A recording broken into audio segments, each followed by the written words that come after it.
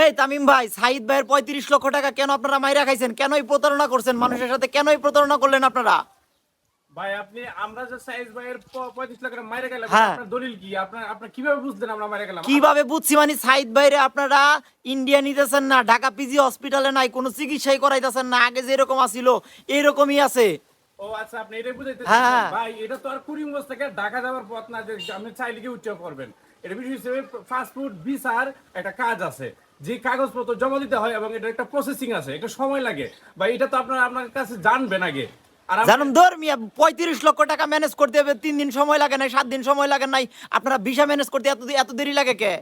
ভাই এটা আমরা যে সময় টাকাটা কালেক্ট করছি, হ্যাঁ। আমাদের সবচেয়ে ভুল হয়েছে, আমরা সেই সময় যদি ভিসা এবং পাসপোর্টের কাজটা সাথে সাথে করতাম তাহলে আমাদের এত দেরি হইতো না। এখন আমরা কালেক্ট করার পরে যে আমরা এই কাজটা করতেছি এই জন্য দেরি হইতেছে।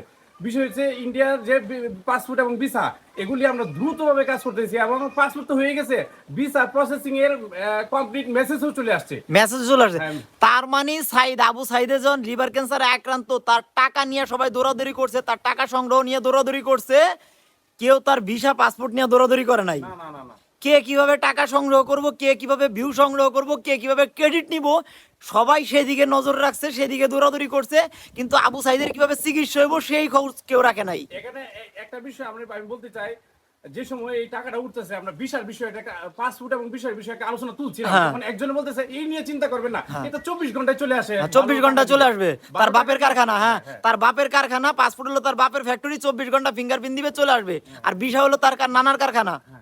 আসলে এগুলি আমরা কোনো সময় এগুলি করছি না, তো ভিসা পাসপোর্ট করছি না, তো হ্যাঁ। এগুলি আমরা বিষয়ে জানা নাই, এই জন্য আমরা এই জিনিসটা আমাদের পদক্ষেপ নিতে ভুল হয়েছে আর কি।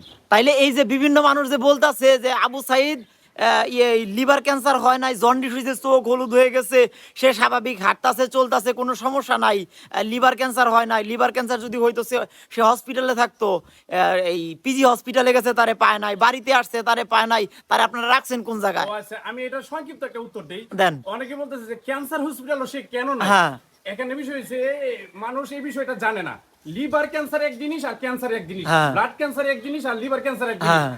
আপনি দেখবেন পিজি হসপিটালে কিন্তু হ্যাপাটাইটিস বিভাগে সাইট ছিল, আর হ্যাপাটাইটিস বিভাগে মানে লিভার ক্যান্সার আক্রান্ত রোগীরাই থাকে। হ্যাঁ। এখানে যারা লিভার ক্যান্সার তারাই থাকে, আর ব্লাড ক্যান্সার তারা থাকে ক্যান্সার বিভাগে। ক্যান্সার তাহলে বিভাগে। এই বিষয়টা মানুষের না জানার কারণে এই প্রশ্নটা তুলতেছে ভাই। বুঝি, মানে লিভারের সমস্যাটা দিকে, তার সমস্যাটা লিভারে, লিভারে লিভারের সমস্যাটা দেখে লিভার বিভাগে যে সময় মানে হসপিটালে যে লিভার বিভাগটা আছে সেখানে আছে, সেখানে আছে।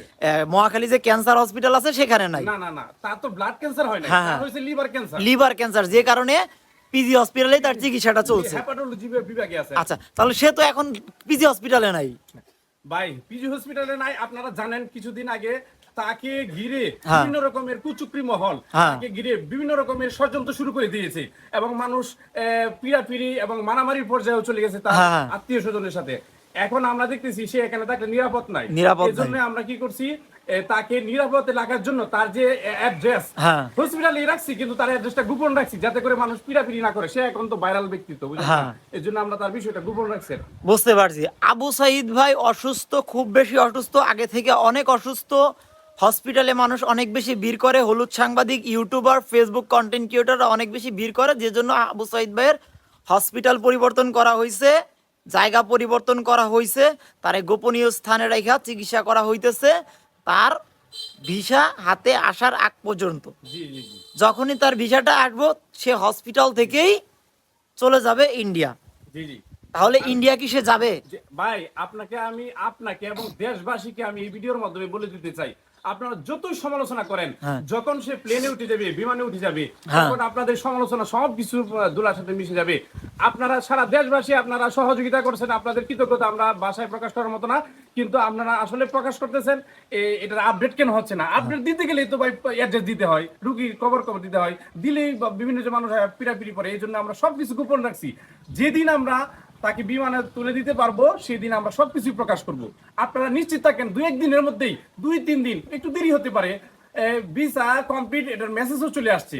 আমি বলি বিষয়টা, আবু সাইদ ভাইয়ের passport complete, visa processing complete, তার ভিসা প্রসেসিং ট্রানজ্যাকশন যে মেলটা আছে এটাও চলে আসছে।